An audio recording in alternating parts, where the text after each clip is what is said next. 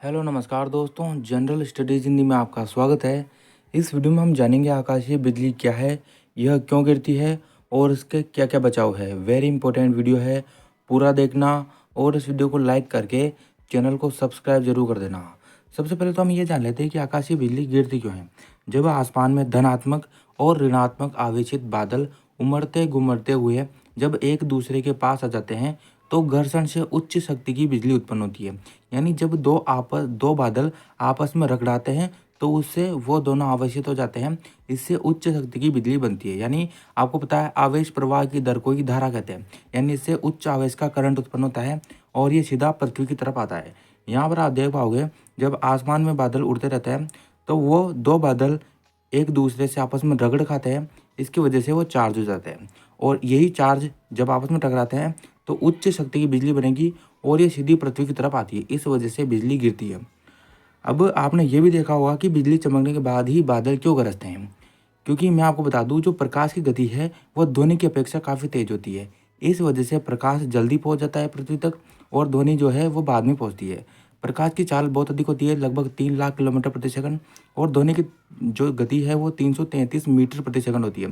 तो ये काफ़ी कम है प्रकाश की तुलना में, इस वजह से प्रकाश जल्दी पृथ्वी तक पहुँच जाता है। यानी जो है बिजली पहले चमकेगी, उसके बाद बिजली गड़गड़ने की आवाज़ आपको आएगी। अब तड़ित चालक क्या होता है इसके बारे में भी जान लेते हैं। आकाशीय बिजली से बचने के लिए घरों में तड़ित चालक लगवाए जाते हैं। ये छतों पर लगते हैं तो आकाशीय बिजली जब गिरती है तो वो सीधी ग्राउंड में चली जाती है और घरों में किसी को कोई नुकसान नहीं होता।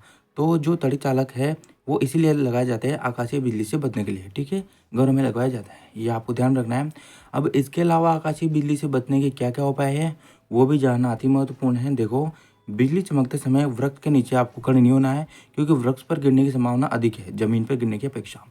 बिजली कड़कड़ाने के दौरान टेलीफोन, मोबाइल, इंटरनेट जैसी सेवाओं का इस्तेमाल ना करें, क्योंकि इनकी जो तरंगें आती है उसके साथ ही बिजली नीचे आ जाती है और इससे आपको नुकसान हो सकता है, बिजली आपके ऊपर सीधा गिर सकती है।